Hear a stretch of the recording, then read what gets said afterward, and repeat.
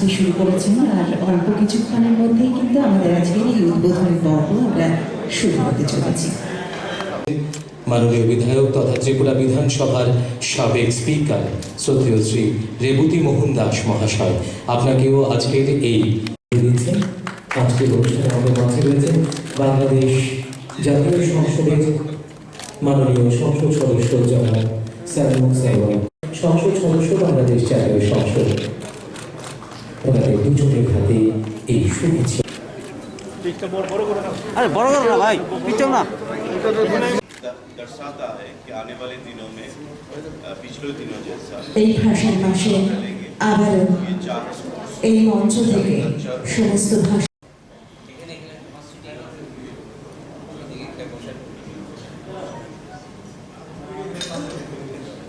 সম্মানিত সুধী মণ্ডলী আর অল্প ছবিতে দেখা হবে, পর্যালোচনা করা হবে।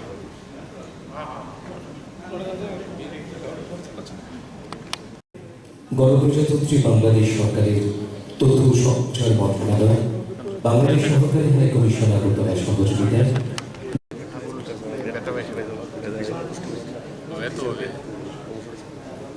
ক্রিকেট খেলতাম কি বাংলাদেশের সব ধ্রুপদী চলচ্চিত্রে এই শিল্প নজর কাটছে। আমাদের আজকের এই অনুষ্ঠানে মাননীয় অতিথিরা পৃথিবীতে সিনেমা যখন আবিষ্কার হয়েছিল, পৃথক অবদানের কথা মাথায় রেখে এই দ্বিতীয় বাংলাদেশ চলচ্চিত্র উৎসবের আয়োজন। সুস্থ বিনোদনের এই উৎসব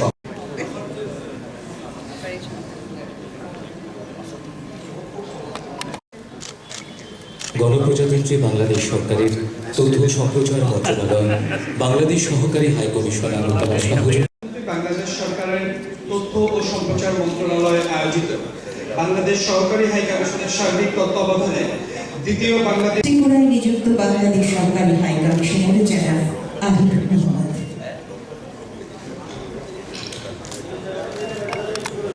উপস্থিত প্রধান অতিথি ত্রিপুরা সরকারের মাননীয় মুখ্যমন্ত্রী শ্রী বিপ্লব কুমার দেব, অনুষ্ঠানে 1957 সালে বাণিজ্য ও শিল্প মন্ত্রী থাকাকালে ঢাকায় সর্বপ্রথম বাংলাদেশ চলচ্চিত্র উন্নয়ন কর্পোরেশন এমপি, ত্রিপুরা সরকারের তথ্য ও সংস্কৃতি যুব ও ক্রীড়া দপ্তরের মাননীয় মন্ত্রী, মুখ্যমন্ত্রী যিনি তরুণ, কারণ তারুণ্যের বয়স এখন কিন্তু 55-এর উপরে, সেই হিসাবে তিনি অনেক তরুণ মুখ্যমন্ত্রী, এনার্জেটিক মুখ্যমন্ত্রী, এবং তিনি আজকে আমাদেরকে এখানে দ্বিতীয় চলচ্চিত্র উৎসব আয়োজন করার জন্য, সমস্ত সহযোগিতা করার জন্য এবং আজকে কষ্ট করে এখানে প্রধান অতিথির আসন অলঙ্কৃত করার জন্য তাকে আমি ধন্যবাদ জানাই, কৃতজ্ঞতা জানাই। আমাদের এই অনুষ্ঠান গত বছর করার কথা ছিল, নানা প্রতিকূলতার কারণে, করোনা এবং অন্যান্য প্রতিকূলতার কারণে আমরা সেটা করতে পারিনি। আমরা প্রথম চলচ্চিত্র উৎসব করেছিলাম 2019 সালে, এবং সেবার আমার প্রথম ত্রিপুরায় আসা। ত্রিপুরাকে নিয়ে আমাদের অনেক আবেগ উচ্ছ্বাস রয়েছে, কারণ এই ত্রিপুরার জনগণের প্রতি আমি কৃতজ্ঞতা জানাই। 1971 সালের মহান মুক্তিযুদ্ধের সময় ত্রিপুরার মানুষ তাদের দুয়ার এবং মনের দুয়ার দুটি অবারিত করে দিয়েছিলেন, এবং লক্ষ লক্ষ বাংলাদেশ থেকে আসা শরণার্থীকে এখানে আশ্রয় দিয়েছিলেন, নিজে না খেয়ে আশ্রয় দিয়েছিলেন, এবং সেই আশ্রয় দানকে তারা বোঝা মনে করেনি। তারা সেদিন অত্যন্ত আন্তরিকতার সাথে বাংলাদেশের মুক্তিকামী মানুষকে এখানে আশ্রয় দিয়েছিলেন। সেজন্য আমি ত্রিপুরার মানুষের প্রতি কৃতজ্ঞতা জানাই, এবং তৎকালীন যারা দায়িত্বে ছিলেন তাদের প্রতি কৃতজ্ঞতা জানাই। ত্রিপুরার অনেকেই আমাদের মহান মুক্তিযুদ্ধে অবদান রেখেছে, তাদের অনেককে বাংলাদেশ সরকারের পক্ষ থেকে পুরস্কৃত করা হয়েছে। আমি জানি তাদের অনেকেই মৃত্যুবরণ করেছেন, কেউ কেউ হয়তো বেঁচে আছেন, তাদের পরিবার পরিজনের কেউ কেউ এখানে এসছেন বলে আমাকে জানানো হয়েছে। তাদের প্রতি আমি গভীর কৃতজ্ঞতা জানাই। আমরা দুই দেশের বাসিন্দা হলেও আমরা কিন্তু একই ভাষায় কথা বলি, একই ভাষায় গান শুনি, একই পাখির কলতান শুনি, একই জলবায়ুতে আমরা বেড়ে উঠেছি, আমাদের একই খাবার খাই, আমাদের কোনো কিছুতেই কোনো পার্থক্য নেই, কিন্তু রাজনৈতিক সীমারেখা আমাদেরকে পার্থক্য বেঁধে দিয়েছে। সেটি হলো আমরা মানুষে মানুষে যে নৈকট্য, সেই নৈকট্য সৃষ্টি করার লক্ষ্যে মানুষে মানুষে যে মেলাবন্ধন সেতু বন্ধন সেটিকে আরও দৃঢ় করার লক্ষ্যে আমরা এখানে চলচ্চিত্র উৎসবের আয়োজন করেছি। কারণ চলচ্চিত্র জীবনের কথা বলে, চলচ্চিত্র হাসায় কাঁদায়, চলচ্চিত্র নিজের সংস্কৃতিকে তুলে ধরে এবং চলচ্চিত্র সমসাময়িক কালকেও ধারণ করে। সেজন্যই আমরা এখানে চলচ্চিত্র উৎসবের আয়োজন করেছি। আমি মনে করি এই চলচ্চিত্র উৎসবের মধ্য দিয়ে আমাদের মধ্যে যে নৈকট্য, আমাদের যে মেলাবন্ধন সেটি আরও দৃঢ় হবে। এবং আমরা আজকে করোনা মহামারী আমাদেরকে 2 বছর ঘরের মধ্যে আবদ্ধ করে রেখেছে। এখন আশা করি করোনার তৃতীয় ঢেউ কেটে গেছে বা চলে যাচ্ছে, এবং আমার বিধাতার কাছে প্রার্থনা, মহান স্রষ্টার কাছে প্রার্থনা, আল্লাহর কাছে প্রার্থনা, করোনা যেন আর না আসে। আমি দৃঢ়ভাবে বিশ্বাস করি করোনাকে আমরা যেভাবে তৃতীয় ঢেউ আমরা মোকাবেলা করেছি, আমরা ভবিষ্যতের যে কোনো প্রতিকূলতার মোকাবেলা করতে সক্ষম, করোনা আর আসবে না।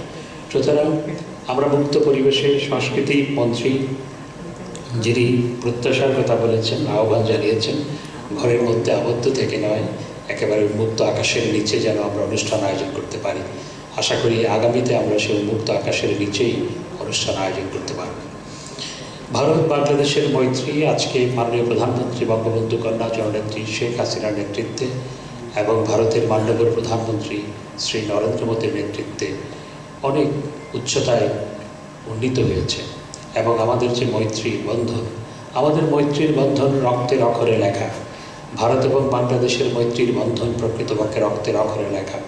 কারণ আমাদের স্বাধীনতা সংগ্রামে ভারতের যে অবদান, ত্রিপুরা তো বটেই, ভারতের যে অবদান সেটি আমাদের ইতিহাসে বাংলাদেশ যতদিন থাকবে ততদিন স্বর্ণাক্ষরে লিপিবদ্ধ থাকবে। বাংলাদেশের 1 কোটি মানুষ এখানে আশ্রয় গ্রহণ করেছিল এবং বঙ্গবন্ধুর বিরুদ্ধে যখন পাকিস্তান সরকার ফাঁসির আদেশ দেয় বঙ্গবন্ধুকে মুক্ত করার জন্য, তৎকালীন ভারত সরকারের সমগ্র পৃথিবীতে তখন বঙ্গবন্ধুকে মুক্ত করার জন্য কূটনৈতিক তৎপরতা চালিয়েছিলেন। ভারতের এই অবদান আমরা কখনো ভুলতে পারব না। সুতরাং আমাদের যে মৈত্রী বন্ধন সেটি রক্তের অক্ষরে লেখা। এবং ভারত বাংলাদেশের এই মৈত্রী আমাদের 2 দেশের মানুষের জীবনমান উন্নয়নের ক্ষেত্রে বিরাট ভূমিকা রাখছে। আপনারা জানেন যে ত্রিপুরার সাথে বাংলাদেশের যে স্থলভাগ দিয়ে অর্থাৎ সড়ক পথে যে যোগাযোগ সেটি ইতিমধ্যে স্থাপিত হয়েছে এবং রেলপথে যোগাযোগের জন্য ইতিমধ্যেই বহুদূর কাজ এগিয়েছে। আমি আশা করছি খুব সহসা সেটি আমরা উদ্বোধন করতে পারব। এবং সেই ক্ষেত্রে যে অর্থনৈতিক কর্মকাণ্ড সৃষ্টি হবে, চট্টগ্রাম বন্দর ব্যবহার করে, আশুগঞ্জ বন্দর ব্যবহার করে যে অর্থনৈতিক কর্মকাণ্ড সৃষ্টি হবে সেটি ত্রিপুরা শুধু নয়, এই পূর্ব ভারতের সবগুলো রাজ্যকে উপকৃত করবে, বাংলাদেশে উপকৃত হবে।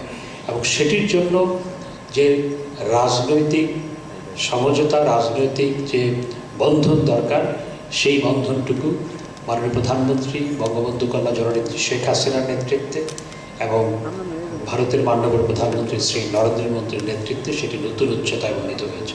আমি ধন্যবাদ জানাই ত্রিপুরার মাননীয় মুখ্যমন্ত্রীকে। তিনি এই কাজগুলো করার ক্ষেত্রে তার যে পার্সোনাল ইন্টারেস্ট আমি যেটি দেখেছি, আমি যখন গতবার এসেছি তার সাথে আমি কথা বলেছি এবং আজকেও ফাঁকে কথা বলেছি, এবং তার যে পার্সোনাল ইন্টারেস্ট, তার যে অর্থাৎ এই রাজ্যের মানুষকে উপকৃত করার জন্য, এই রাজ্যে যাতে ব্যবসা বাণিজ্য আরও বৃদ্ধি পায় এবং এই রাজ্যের মানুষের উপকার, এই রাজ্যের ব্যবসা বাণিজ্য বৃদ্ধির মাধ্যমে ভারতের অন্যান্য রাজ্যের মানুষ যাতে অর্থাৎ আশেপাশের রাজ্যগুলোর মানুষ যাতে উপকৃত হয়, সেজন্য তার যে উৎসাহ, তার যে ইন্টারেস্ট, এজন্য তাকে আমি ধন্যবাদ জানাই। তা আমি আশা করি আমাদের যে অর্থনৈতিক কর্মকাণ্ডের মাধ্যমে আমাদের 2 দেশের মানুষ উপকৃত হবে, সেই লক্ষ্যে আমরা কাজ করছি। এবং এই চলচ্চিত্র উৎসবের মধ্য দিয়ে আমাদের 2 দেশের মানুষের যে নৈকট্য সেটি আরও দৃঢ় হবে এবং মানুষের নৈকট্যের মাধ্যমেই আসলে সম্প্রীতির বন্ধন দৃঢ় হয়। সেই লক্ষ্য নিয়েই আজকের এই চলচ্চিত্র উৎসবের আয়োজন আমরা করতে যাচ্ছি, ভবিষ্যতেও হবে। এবং বইমেলা হচ্ছে, আমি শুনলাম যে বইমেলার আয়োজন করা হয়েছে। এটি ভাষার মাস 21শে ফেব্রুয়ারি, কদিন আগে আজকে 23শে ফেব্রুয়ারি। 21শে ফেব্রুয়ারি আমরা পালন করেছি। 21শে ফেব্রুয়ারি বাংলা ভাষার দাবিতে 1952 সালে আমাদের পূর্বসূরীরা জীবন দিল, আজকে 21শে ফেব্রুয়ারি সমগ্র পৃথিবীতে আন্তর্জাতিক মাতৃভাষা দিবস হিসেবে পালিত হয়। আমার ভাইয়ের রক্তে রাগানো আমি কে ভুলিতে পারি, সেই গানটি এখন বিভিন্ন ভাষায় সারা পৃথিবীময় 195টি দেশে সেই গানটি গাওয়া হয়। এটি আমরা যারা বাঙালি, আমরা যারা বাংলায় কথা বলি, আমাদের জন্য এটি প্রচণ্ড গৌরবের। তাই আমি আর কথা না বাড়িয়ে মাননীয় মুখ্যমন্ত্রীর অনেক তাড়া আছে, সেজন্য আমি কথা না বাড়িয়ে সবাইকে ধন্যবাদ জানিয়ে চলচ্চিত্র উৎসবে চলচ্চিত্রগুলো দেখার অনুরোধ জানিয়ে, মমতাজ বেগম এখানে গান গাইবেন, পরেও গাওয়ার জন্য আমি অনুরোধ জানিয়েছি, তিনিও গান গাইবেন। সেই গানের অনুষ্ঠানে শোনার জন্য ফকির শাহাবুদ্দিনও এসছেন, তারা গাইবে। সেই অনুষ্ঠানের আমন্ত্রণ জানিয়ে সবাইকে ধন্যবাদ জানিয়ে, ত্রিপুরা সরকারের প্রতি ধন্যবাদ জানিয়ে, কৃতজ্ঞতা জানিয়ে, ভারত সরকারের প্রতি কৃতজ্ঞতা ধন্যবাদ জানিয়ে আমার বক্তব্য শেষ করছি। জয় বাংলা, জয় বঙ্গবন্ধু। উৎসব উপলক্ষে আয়োজিত আজকের অনুষ্ঠানের সম্মানিত প্রধান অতিথি ত্রিপুরার মাননীয় মুখ্যমন্ত্রী জনাব বিপ্লব কুমার দেব আজকের অনুষ্ঠানে সম্মানিত অতিথি হিসেবে উপস্থিত আছেন। এই কার্যক্রমে মঞ্চে উপস্থিত ডক্টর হাসান মোহাম্মদ, উনি একজন বিশিষ্ট চিন্তাশীল ব্যক্তিত্ব, রাজনীতিবিদ এবং সাংস্কৃতিক পরায়ণ ব্যক্তিত্ব। তার সঙ্গে সঙ্গে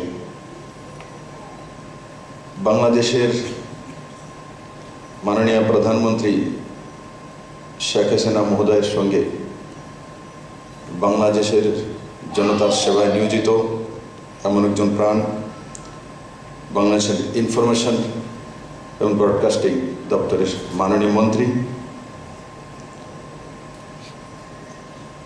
শ্রী সুশান্ত চৌধুরী, নওজওয়ান উজ্জীবন ব্যক্তিত্ব এবং ত্রিপুরা রাজ্য সরকারের ইনফরমেশন, ডিডব্লিউএস এবং স্পোর্টস মন্ত্রণালয়ের আদরণীয় মন্ত্রী শ্রী মোহাম্মদ সায়ম সরওয়ার কামাল,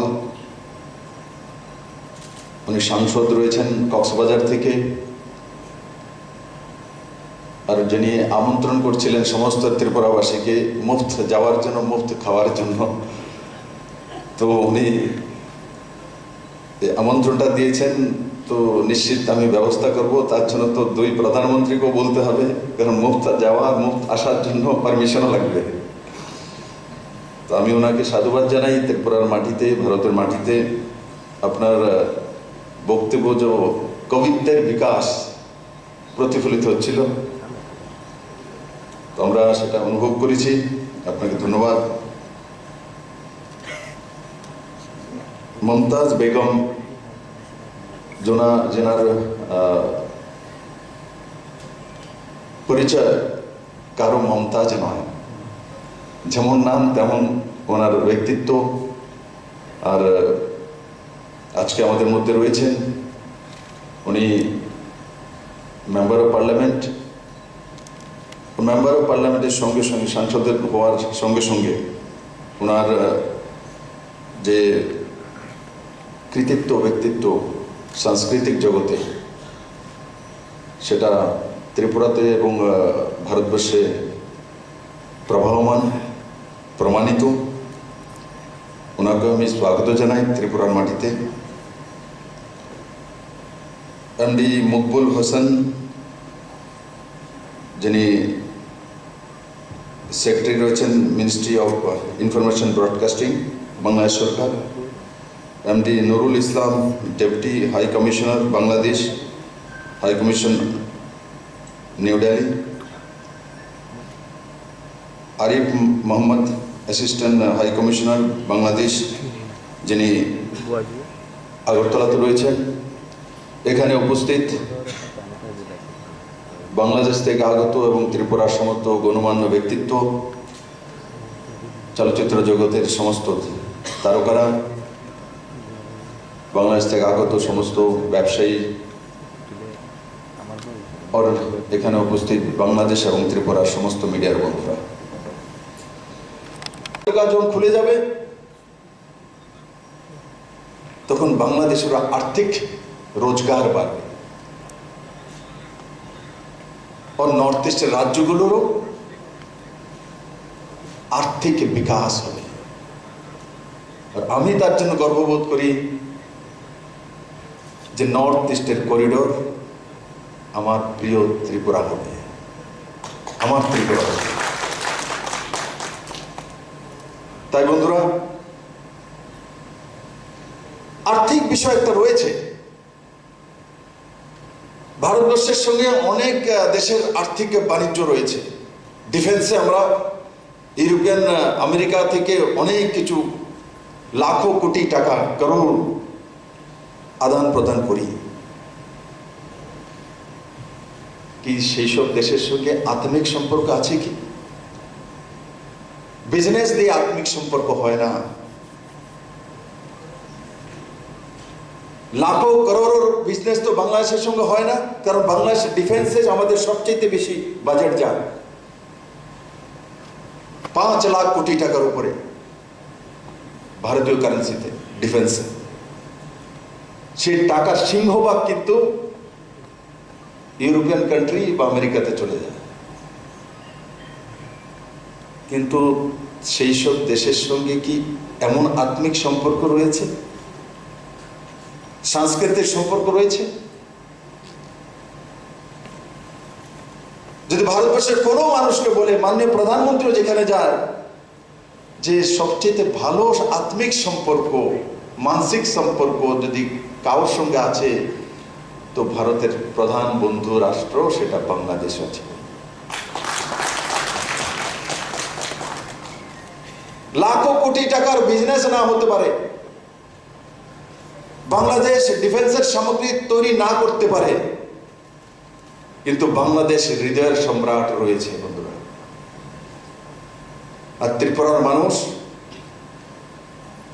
যেমন আপনারাও কৃতজ্ঞ, আমরাও আপনাদের প্রতি আপ্লুত। যখনই আমি বাংলাদেশের মাননীয় প্রধানমন্ত্রীর কাছে অনেক কিছু চাই, উনি তো মাতৃবতী আচরণ, আমি অবশ্য ফোন তুলে বলি আমার তো এটা লাগবে। আমি জানি যে এক্সটার্নাল অ্যাফেয়ার্স মিনিস্ট্রির মাধ্যমেই সেটা হবে, কিন্তু আমি ওনাকে একটা ফোন করে বলে দিই আমার তো এটা লাগবে, তারপরে ফাইল চালাই। তো দেখি যে সেগুলো হয়ে যায়। সাবরুমে 2012 থেকে ফেনী নদী থেকে জল তুলে সাবরুমবাসী খাওয়ানোর ব্যবস্থা হচ্ছিল না 2012 থেকে। কিন্তু উনি যখন দিল্লিতে এসেছিলেন, তখন তার আগেই কি কি পেন্ডিং আছে সেগুলো দেখে আমি পাঠিয়ে দিয়েছিলাম। তখন যখন হস্তাক্ষর হলো দিল্লিতে দোনো প্রধানমন্ত্রী, তো সাবরুমের 2012 সালের সেই জলের সমস্যা উনি সমাধান করেছেন।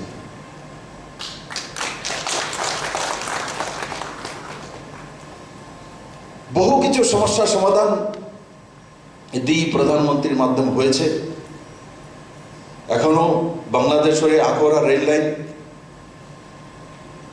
চিটাগাং বন্দরগাহ, মৈত্রী সেতু, চিটাগাং হয়ে বাই ট্রাক আখোরা হয়ে transportation, ICP integrated checkpost, border হাট, এগুলো ভারত এবং বাংলাদেশকে মজবুত করছে। আমি আজকের এই সাংস্কৃতিক মঞ্চ থেকে বাংলাদেশের সমস্ত আগত অতিথিদেরকে ত্রিপুরাতে স্বাগত জানাবো। আর তার সঙ্গে সঙ্গে সাংস্কৃতিক আদান প্রদান, যেটা মন্ত্রী মহোদয় বললেন যে শুরুয়াত করছি আমরা ফিল্ম ইন্ডাস্ট্রির দিকে, ও তার সঙ্গে সহযোগিতা, এক মঞ্চে কাজ করা। আর যারা ব্যবসায়ী রয়েছেন, আমি আপনাদেরকেও স্বাগত জানাবো এই ভূমিতে। সাবরুমের চিটাগাং বর্ডার রয়েছে, সেখানে ফেরি নীতি কমপ্লিট হয়ে গেছে, special economic zone, logistic hub এগুলো তৈরি করা হচ্ছে সেখানে ইনভেস্ট করার জন্য। ভারত বড় বাজার, আপনারা সেখানে তৈরি করে যখন পাঠাবেন তো কাস্টম ডিউটিতে ঢুকতে হয়, কিন্তু এখানে যদি তৈরি করেন তো উল্টো সাবসিডি পাবেন और नॉर्थ ईस्टेর বাজারকে ধরতে পারবেন গার্মেন্টসে। কারণ বাংলাদেশ গার্মেন্টস জন্য দুনিয়ার মধ্যে খ্যাত। তো এখানে যখন তৈরি করা হবে তো তখন ডিউটি আপনাকে দিতে হবে না, বরং ভারত সরকার আর ত্রিপুরা সরকার সাবসিডি পেয়ে যাবে। তো বিজনেসের দৃষ্টি থেকেও যদি দেখি তো আপনারাও লাভবান হবেন, নর্থ ইস্টের মানুষও লাভবান হবে। ইনফ্রাস্ট্রাকচারাল যে ডেভেলপমেন্ট, ত্রিপুরাতে কমসে কম 20,000 কোটি টাকার ইনফ্রাস্ট্রাকচারাল ডেভেলপমেন্ট চলছে। ইনফ্রাস্ট্রাকচারে সবচেয়ে বেশি যেটা লাগে সিমেন্ট এবং স্টিল, দুইটা বাংলাদেশের কাছে পর্যাপ্ত রয়েছে। আগামী দিনে আরো ইনফ্রাস্ট্রাকচারাল ডেভেলপমেন্ট হবে। রেলওয়েতে আগামী 2-4 বছরে কমসে কম 15,000 কোটি টাকা ত্রিপুরাতে ইনভেস্টমেন্ট হবে রেলওয়ে ট্র্যাকে। তো তার জন্য আমি এই কথাগুলো আপনাদের সামনে তুলে ধরলাম যে কোনো সরকারের পলিসি এবং আগামী দিনের নির্ণয় কি সেগুলো না জানলে বিজনেসম্যানরা সেইভাবে নির্ণয় করতে পারে না। আর ত্রিপুরা সরকার আগামী 25 বছরে কি কি করবে, 50 বছর পূর্তি যখন হয়েছিল ত্রিপুরার পূর্ণ রাজ্যের, তখন মাননীয় গৃহমন্ত্রী অমিত ভাই সাহেব ইনোগ্রেশন করেছেন যে আগামী 25 বছরে ত্রিপুরা কি কি করবে পুরো ম্যাপ, পুরো খাতা তৈরি করে আমরা রেখে দিয়েছি। তো লক্ষ্য ত্রিপুরা 2047, তার মানে কোনো বিজনেসম্যান হোক, সংস্কৃতির জগতের লোক হোক, এডুকেশন ফিল্ডের লোক হোক, হেলথের হোক, সবগুলো সেক্টরে 25 বছরে ত্রিপুরা কোথায় যাবে, কি কি করবে তার মোটামুটি রূপরেখা প্রস্তুত করে দিয়েছি। তো স্বাভাবিকভাবে কেউ যদি নির্ণয় করতে চায় যে আমি সাংস্কৃতিক সাইডে যাব, আমি যদি বিজনেসে যাব, আমি ইনফ্রাস্ট্রাকচারে যাব, আমি মেডিকেল হাবে যাব, আমি এডুকেশন হাবে যাব, তো সেগুলো নির্ণয় করতে সুবিধা হবে এবং ত্রিপুরার মানুষেরও তার ভবিষ্যৎ কোথায় যাবে 25 বছর পর, নজওয়ান ছেলে মেয়ে এবং মাতা পিতার নির্ণয় করতে এক নতুন মাইলস্টোন তৈরি হতে চলছে। আমি বাংলাদেশ থেকে আগত সবাইকে বলবো লক্ষ্য ত্রিপুরা 2047 একবার দেখার জন্য এবং দেখে তখন নির্ণয় করা যে ত্রিপুরাতে কি করা যেতে পারে আপনার চোখের সামনে, তখন আপনার ফিউচার প্ল্যান চলে আসবে। আমি আশা করি আপনারা সবাই সেই দিশাতে দৃষ্টিপাত করবেন। আমি আবারও এই ত্রিপুরার মাটিতে আপনাদের আসার জন্য অনেক অনেক স্বাগত জানাই, ধন্যবাদ জানাই, সাধুবাদ জানাই এবং বাংলাদেশ এবং ভারতবর্ষের মধ্যে যে মৈত্রিক বন্ধন সেটা আরো শক্তিশালী হবে দুই প্রধানমন্ত্রীর নেতৃত্বে, এটা আমার পূর্ণ বিশ্বাস রয়েছে। আর আগামী দিনগুলো যাতে আমরা একত্রিত হয়ে আর্থিক বিকাশ হোক, সাংস্কৃতিক বিকাশ হোক, আর করোনা যে মহামারী সেটাও কিন্তু দুই দেশ মিলে মোকাবেলা করেছে। আমরা যখন কোভিডের টিকাকরণ তৈরি করেছি মাননীয় প্রধানমন্ত্রীর নেতৃত্বে স্বদেশী কায়দা, আমরা কিন্তু সেটা বাংলাদেশের সঙ্গে শেয়ার করেছি।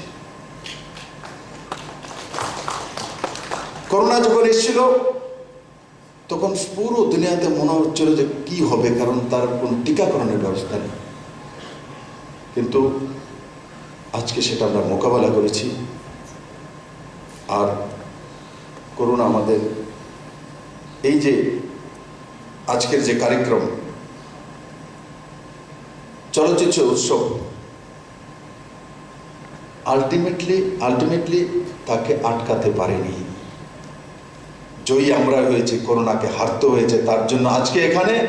আর আগামী দিনে যেটা মন্ত্রীজি বলছিল সুশান্ত চৌধুরী মহোদয়, যে খোলা আকাশের নিচে দিল খোলে বাংলাদেশ এবং ভারতের মানুষ, ত্রিপুরার মানুষ সেই চলচ্চিত্র উৎসবকে অনুভব করবে। আর আমি তার জন্য আবারও আপনাদেরকে ত্রিপুরার মাটিতে স্বাগত জানাই অ্যাডভান্স। সবাই আসুন। আর উনি যে নিমন্ত্রণ করলেন কক্সবাজারে, তো আপনি ত্রিপুরার মানুষকে চিঠি লোককে একটা করে এইবার দেখুন উনি পলিটিশিয়ান হয়ে গেছে, দেখা এইবার পলিটিশিয়ান। এবার বলছে না আপনি আসুন আগে, তারপর অন্যকে আনবো। সবাই আসতে পারবে। প্রথম আমাকে নিয়ে যাবে, আমি যাব বাংলাদেশে। আমি মুখ্যমন্ত্রীর পদে শপথ গ্রহণ করার পর সিদ্ধান্ত করে রেখেছি, যদি ত্রিপুরার বাইরে, ভারতের বাইরে কোথাও যাই, প্রথম শুরুয়াত বিদেশ বাংলাদেশ থেকে শুরু করব। কারণ কি, বাংলাদেশের প্রধানমন্ত্রী আমাকে যে 20 মিনিট কথা বলেছিলেন প্রথম দিন শপথ গ্রহণ করার আগে, উনি আমাকে বলেছিলেন, বিপ্লব তোমাকে আমি দাওয়াত পাঠাবো, তুমি কিন্তু প্রথম আমার কাছে আসবে। তো তার জন্য আমার কাছে ইউরোপিয়ান অনেক দেশের নিমন্ত্রণ আসে, কিন্তু আমি আজ পর্যন্ত যাইনি। তার একটাই কারণ, আমি প্রথম বাংলাদেশ যাব, তারপর অন্য দেশে যাব। উনি যে আশীর্বাদগুলি আমাকে দিয়েছিলেন সেগুলি আমি পালন করি।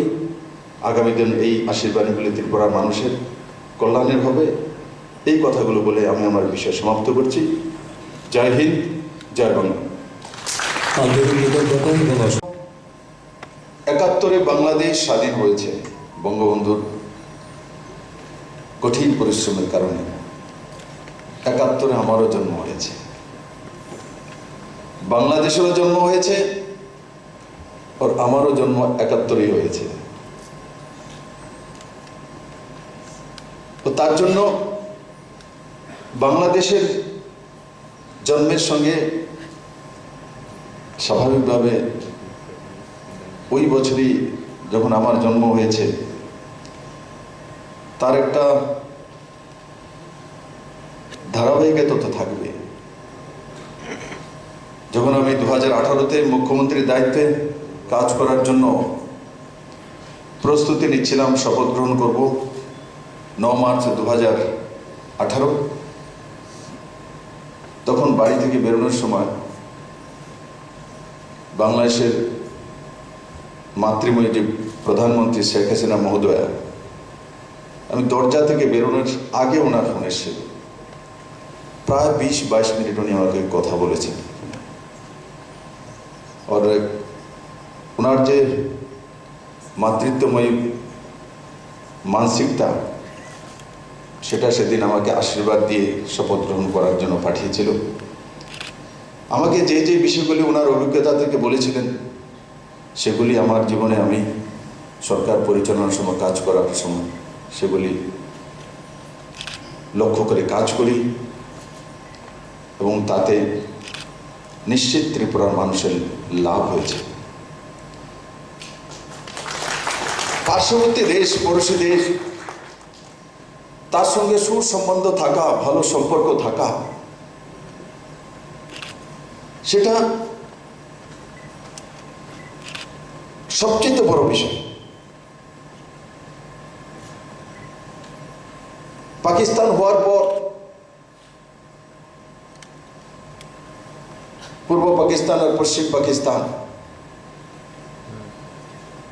তৎকালীন ভারত সরকারের জন্য কি কি অসুবিধা হয়েছিল সেটা তৎকালীন ভারত সরকার অনুভব করত। আমি শুধু আপনাদের বলবো না, ভারত আপনাদের উপরে এহসান করেছে আপনাদেরকে স্বাধীন করে। বাংলাদেশকে স্বাধীন করে ভারত এই অঞ্চলের স্থায়িত্ব, মানুষের অধিকারকে প্রতিষ্ঠিত করেছে। এটা আমাদের দায়িত্ব ছিল। সেখানে মানুষ কি চায়, বঙ্গবন্ধুর নেতৃত্বে কি চাইছিল?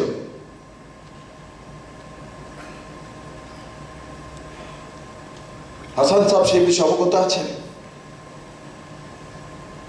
আজকের দিনে পাকিস্তান বা পশ্চিম পাকিস্তান কি দৃষ্টিতে বাংলাদেশকে দেখত? ঔপনিবেশিক মানসিকতা, একবার 200 বছর ইংরেজদের হাতে, তারপর আজকের দিনে বাংলাদেশকে ঔপনিবেশিক মানসিকতাতে দ্বিতীয় শ্রেণীর নাগরিক হিসাবে, তৃতীয় শ্রেণীর নাগরিক হিসাবে পেশ করছে। মানবিক দিকে ভারতের কর্তব্য দায়িত্ব ছিল বাংলাদেশের জনতার সঙ্গে দাঁড়ানো, বঙ্গবন্ধুর সঙ্গে দাঁড়ানো, আর সেদিন ভারত সেটাই করেছে এবং আজকের দিনে বাংলাদেশের জন্ম হয়েছে বঙ্গবন্ধুর নেতৃত্বে। আজকের দিনের যিনি প্রধানমন্ত্রী শেখ হাসিনা মহোদয় বাংলাদেশকে সাংস্কৃতিক হোক, আর্থিক দিক হোক, সামাজিক দিক হোক, ইনফ্রাস্ট্রাকচার ডেভেলপমেন্ট হোক, এক নতুন দিশা দিয়েছে। জিডিপি রেট হোক, প্রতি ঘরে শৌচালয় পৌঁছানোর ব্যবস্থা হোক, জন্ম নিয়ন্ত্রণের বিষয় হোক, প্রতিটি ক্ষেত্রে উনি প্রমাণিত করে দিয়েছেন যে উনি বঙ্গবন্ধু কন্যা। তার আগেও প্রধানমন্ত্রী ছিল বাংলাদেশে, হয়েছিল, কিন্তু বাংলাদেশ কি পেয়েছিল সেটা বাংলাদেশের জনতাই জানে।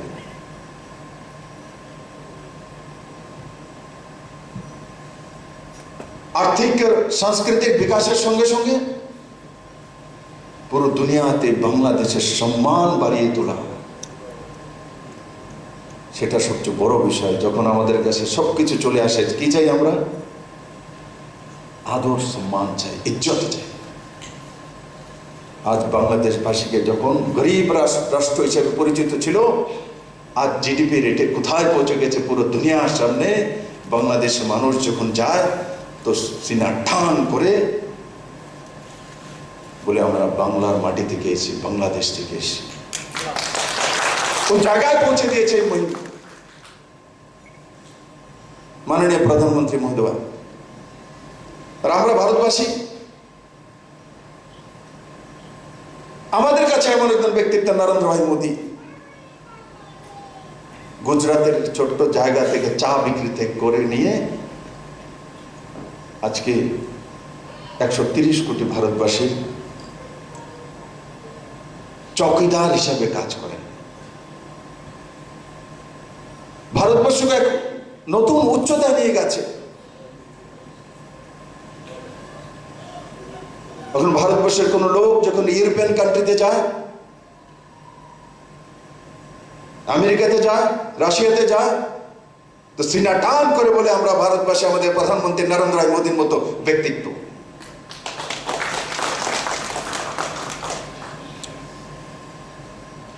আজকে দুই দেশেরই প্রধানমন্ত্রী প্রচেষ্টা, যেটা ইংরেজদের কারণে নর্থ ইস্টের দুয়ার বন্ধ হয়ে গিয়েছিল। চিটাগাং বন্দরগাঁও জলপথে আমাদের কাছে কোনো ব্যবস্থা নেই। 1600 কিলোমিটার দূর থেকে, হলদিয়া বন্দর থেকে ট্রান্সপোর্টেশন করতে হয় 1600 কিলোমিটার ফ্রম আগরতলা। চিটাগাং বন্দরগাহ যখন পাকিস্তান হয়ে গেছে, বন্ধ হয়ে গেছে দুয়ার আমাদের জন্য। নর্থ ইস্টের 8টি রাজ্য নদী পথে সামান্য ব্যবস্থা রয়েছে, কিন্তু সমুদ্র পথে কোনো ব্যবস্থা নেই। যে কোনো ইনফ্রাস্ট্রাকচার ডেভেলপমেন্ট করতে গেলে 4 গুণা 5 গুণা কনস্ট্রাকশন খরচা আসে ত্রিপুরাতে, মণিপুরে, আসামে, নাগাল্যান্ডে। কিন্তু আজকে দুই দেশের প্রধানমন্ত্রীর প্রচেষ্টা চিটাগাং বন্দরগাহের সঙ্গে এসওপি হয়ে গেছে, মৈত্রী সেতু হয়ে গেছে। আর মৈত্রী সেতুর পর রামগড় দিয়ে প্রায় 36 কিলোমিটার রাস্তার জন্য ভারত সরকার পয়সা দিয়ে দিয়েছে। সেই রাস্তা वाइडनिंग होने के बाद, पैप शोल्डर होने के बाद, হওয়ার পর চিটাগাং বন্দরগাহ পৌঁছে যাবে কত কিলোমিটার? কোথায় 1600 কিলোমিটার, কোথায় 72 কিলোমিটার, অনলি 72 কিলোমিটার। আর গুয়াহাটি থেকে যদি দূরত্ব মাপি 642 কিলোমিটার। আর গুয়াহাটি থেকে যদি হলদিয়া বন্দর 1200 কিলোমিটার। তো পুরো নর্থ ইস্টের যে করিডোর ত্রিপুরা হতে চলছে, আর তাতে বাংলাদেশেরও লাভ হবে। নর্থ ইস্টের রাজ্যগুলি যখন ট্রান্সপোর্টেশন চিটাগাং বন্দরগাহ দিয়ে করবে, সবচেয়ে লাভবান যদি কেউ হয় তো আমার কক্সবাজার এমপি এতে মুখ খাওয়ানোর ব্যবস্থা তার জন্য বলেছেন। উনি জানেন তো, উনি জানেন মুক্ত খাবে না, এখানে তো আসবে 8-10 হাজার কোটি টাকা রোজগার হবে বাংলাদেশে। তো তার কারণে খাওয়াবেন। দেখুন, আজকে হয়ে যাওয়ার পর লোকেদের মনে হয় এমনি হয়ে গেছে, এমনি হয় না কোনো কিছু। বোঝাতে হয় দুই দেশের মানুষদেরকে, এখনো ষড়যন্ত্রকারীরা দুই দেশের মধ্যে রয়েছে। মাঝে মাঝে ফুস করে, কিন্তু মোদি আর হাসিনাজির সামনে টিকতে পারেনি এখন পর্যন্ত, আগেও টিকবে না। ও বঙ্গবন্ধু কন্যা, ও পাকিস্তান থেকে ছিনিয়ে এনেছে, আর তার সঙ্গে নরেন্দ্র মোদীও রয়েছেন।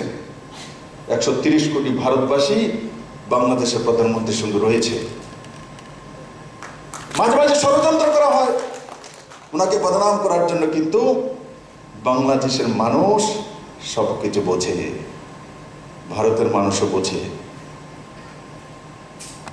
চিত্র উৎসব এটা অনেকদিন আগেই অনুষ্ঠিত হওয়ার কথা ছিল, কিন্তু কোভিড প্যান্ডেমিক এবং তৎসঙ্গে অনাকাঙ্ক্ষিত কিছু ঘটনার জন্য আমরা সেটা সঠিক সময়ে করতে পারিনি। উদ্যোগ নেওয়া হয়েছে আগরতলায় অবস্থিত বাংলাদেশ যিনি অ্যাসিস্ট্যান্ট হাই কমিশনার রয়েছেন এবং ফার্স্ট সেক্রেটারি রয়েছেন, তারা প্রতিনিয়ত আমাদের সঙ্গে একটা আত্মার যোগাযোগ রয়েছে তাদের সাথে। এবং এটা তখনই সম্ভব কারণ যারা বাংলাদেশ থেকে এসছেন বা বাংলাদেশ, আমাদের পূর্বপুরুষ, আমাদের মাতা পিতা প্রত্যেকের একটা নারীর যোগাযোগ, আত্মীয়তার সম্পর্ক। আমরা কখনো বাংলাদেশকে বিদেশ হিসেবে মনে করি না। বাংলাদেশের সংস্কৃতি, বাংলাদেশের খাদ্য, বাংলাদেশের চিন্তা ভাবনা, মানুষের সঙ্গে কথাবার্তা, প্রত্যেকটা জিনিস আমাদের মনে হয় যে আমরা একে অপরের পরিপূরক। তো স্বাভাবিকভাবে বাংলাদেশে কোনো অনুষ্ঠানকে নিজের অনুষ্ঠান হিসেবে ভেবে নেওয়া, সেটা আমাদের প্রত্যেকের দায়িত্ব, প্রত্যেকের কর্তব্য। Assistant high commissioner Arif Mohammad Saheb আছেন, উনি আমার অফিসে যখন এলেন তার আগে মাননীয় মুখ্যমন্ত্রীর সঙ্গে সৌজন্যমূলক সাক্ষাৎকার করেছেন। আমরা যখন কথা বলছিলাম আগামী দিনে সংস্কৃতি, খেলাধুলা, প্রতিটা ক্ষেত্রে ত্রিপুরার সঙ্গে বাংলাদেশে যৌথভাবে কিভাবে আমরা এগিয়ে যেতে পারি সঙ্গে নিয়ে একে অপরকে, সেই জিনিসটি আমরা আলোচনা করেছি। এবং আজকে এই চলচ্চিত্র উৎসবের যে সূচনা, সেটাই তার সাক্ষ্য, তার ইঙ্গিত বহন করছে। আজকে সূচনা হবে এবং পরবর্তী সময়ে আমরা আগরতলাতে কোনো ইনডোর হলে না করে ওয়ালের ভেতর, দেওয়ালের ভিতর, তাকে গণ্ডির ভিতর আবদ্ধ না রেখে আমি চাইব যে খোলা আকাশের নিচে যেন এই চলচ্চিত্র অনুষ্ঠানটা, উৎসবটা আমরা পালন করতে পারি কিছুদিন ব্যাপী। এবং পরবর্তী সময় আমার অনুরোধ থাকবে, এখানে ইনফরমেশন অ্যান্ড ব্রডকাস্টিং মিনিস্টারও রয়েছেন গভর্নমেন্ট অফ বাংলাদেশে, আমাদের রাজ্যের মাননীয় মুখ্যমন্ত্রী রয়েছে। আমাদের রাজ্যের প্রতিটি জেলাতে, মহকুমাতে কি করে এই চলচ্চিত্র উৎসবটাকে ছড়িয়ে দেওয়া যায়, কারণ প্রতিটি জায়গায় আমি মনে করি যে ভারত বাংলাদেশের যে সম্পর্ক আজকের যুগের যুব সমাজ অনেকেই তারা জানে না। আমি যেমন শুনেছি আমার বাবা থেকে, আমার মা থেকে। আমরা যদি আমাদের নেক্সট জেনারেশনকে সেই জিনিসটা শিক্ষা দিতে না পারি, তবে ভারত এবং বাংলাদেশের মধ্যে যে সম্পর্ক, আমাদের যে আত্মার সম্পর্ক, সেই জিনিসটাকে আমরা সামনের দিকে এগিয়ে নিয়ে যেতে পারবো না। তাই প্রতিটি মহকুমা, প্রতিটি জেলাতে ছোট করে হলেও আমাদের তথ্য সংস্কৃতি দপ্তর প্রয়োজনে উদ্যোগ নেবে এখানকার বাংলাদেশের অ্যাসিস্ট্যান্ট হাই কমিশনারের অফিস রয়েছে, তারা উদ্যোগ নেবে এবং উদ্যোগ নিয়ে যাতে প্রতিটি জায়গায় প্রশাসনিকভাবে আমরা সেটা করতে পারি এবং বাংলাদেশ সরকার এবং আমাদের রাজ্যের মাননীয় মুখ্যমন্ত্রীর কাছে সেই জিনিসটা আমরা আহ্বান জানাবো। বন্ধুরা, চলচ্চিত্র একটা দেশের, একটা জাতি, একটা সরকারের মনোভাবটাকে তা প্রকাশ করে। এটা একটা ইন্ডাস্ট্রি। একদিকে যেমন এটা আমার কালচারকে সেখানে প্রদান করবে, ঠিক তেমনি মানুষকে সেখানে লাইভলিহুড প্রদান করবে, আর্নিং করে মানুষের রুজি রুটি।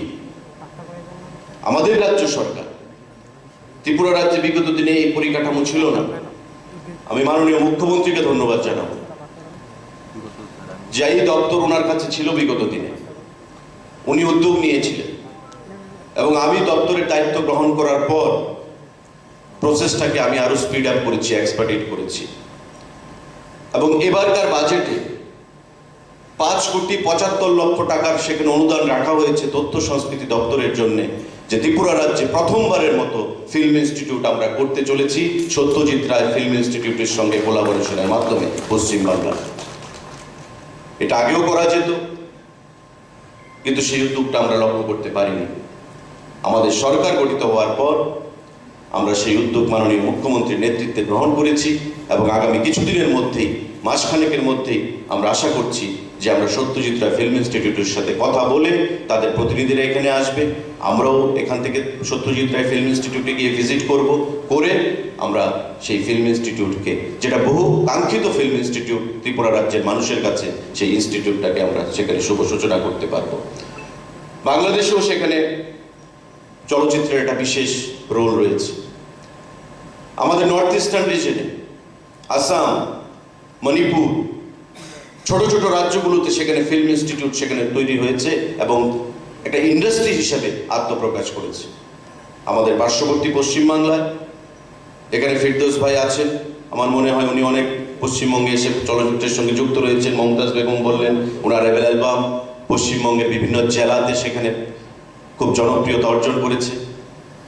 আমাদের বলিউড রয়েছে, পুনে ফিল্ম ইনস্টিটিউট রয়েছে, দক্ষিণ ভারতের রামোজি ফিল্ম ইনস্টিটিউট রয়েছে। তো এই যে প্রত্যেকের সঙ্গে আদান প্রদানের মাধ্যমে আমাদের নিজেদেরকে আগামী দিনে আরো স্বাবলম্বী করতে হবে এবং আমাদের যে প্রসেস মাননীয় মুখ্যমন্ত্রীর নেতৃত্বে আমরা শুরু করেছি, যে ফিল্ম ইনস্টিটিউটের মাধ্যমে এটা লাইভলিহুড দেবে মানুষকে।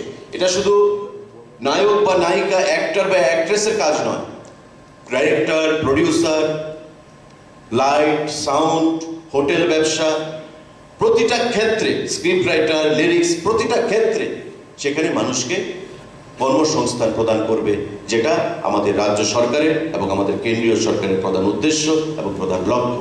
সুতরাং আপনাদের সকলের সহযোগিতা চাইব এবং আমি এখানে আমাদের গণপ্রজাতন্ত্রী বাংলাদেশ সরকারের যিনি ইনফরমেশন অ্যান্ড ব্রডকাস্টিং মিনিস্টার রয়েছেন, ওনাকে আমি আহ্বান জানিয়েছি, অফিসিয়ালি আমি হাই কমিশনের মাধ্যমে রিকোয়েস্ট করব যে আগামী 25 তারিখ থেকে এপ্রিল মাসের দ্বিতীয় সপ্তাহ পর্যন্ত আমাদের আগরতলা বইমেলা শুরু হচ্ছে। কোভিডের কারণে বিগত বছর আমরা সেটা ভালোভাবে করতে পারিনি। আমরা এবার মিটিং হয়ে গেছে, সিদ্ধান্ত হয়ে গেছে, এই বইমেলাটাকে আমরা ঘটা করে করতে চাইছি। বাংলাদেশ সরকারের তরফ থেকে আপনাকেও আমন্ত্রণ জানাচ্ছি, প্রত্যেককে আমন্ত্রণ জানাচ্ছি এবং অবশ্যই এখানে যিনি ত্রিপুরাতে এসে অনেক গান ওনার পারফর্ম করেছেন বা আসাম, নর্থ ইস্ট, পশ্চিমবঙ্গের সঙ্গে যার নিবিড় যোগাযোগ রয়েছে, মমতাজ বেগম, ওনাকে আমি আহ্বান জানাবো, আমন্ত্রণ জানাচ্ছি রাজ্য সরকারের তরফ থেকে। আপনিও আসবেন যাতে করে আমরা আগরতলা বইমেলাটাকে আমরা একটা সুন্দর রূপ দিতে পারি। আগামী দিনে আমাদের অনেক পরিকল্পনা রয়েছে রাজ্য সরকারের তরফ থেকে, ক্রীড়া, সাংস্কৃতিক ক্ষেত্র থেকে, প্রতিটি ক্ষেত্রে আমরা যৌথভাবে নিজেদের মধ্যে আন্ডারস্ট্যান্ডিংয়ের মাধ্যমে একে অপরের পরিপূরক হিসাবে আমরা ত্রিপুরা রাজ্যের প্রতিটি জায়গায় আমরা বিভিন্ন কর্মসূচি আমরা হাতে নেব যৌথভাবে আপনাদের সঙ্গে নিয়ে এই কোটি কথা বলে আজকে যারা এখানে উপস্থিত হয়েছেন আমি প্রত্যেককে আবারও আমার সরকারের তরফ থেকে নমস্কার জ্ঞাপন করে আমি রাজ্যের মাননীয় মুখ্যমন্ত্রী থেকে শুরু করে যারা এখানে মঞ্চে উপস্থিত রয়েছেন প্রত্যেককে আবারও অনেক অনেক অভিনন্দন জানিয়ে বাংলাদেশ অ্যাসিস্ট্যান্ট হাই কমিশনারকে এখানে আমন্ত্রণ করার জন্য আমি ধন্যবাদ জ্ঞাপন করে আমি আমার কথা বলা শেষ করছি। সবাইকে নমস্কার জানাচ্ছি। জয় হিন্দ, ভারত বাংলাদেশ ঐক্য, লং লিভ। অসংখ্য ধন্যবাদ। Subscribe to Tripura Info and press the bell icon so that you never miss any latest updates and news on Tripura.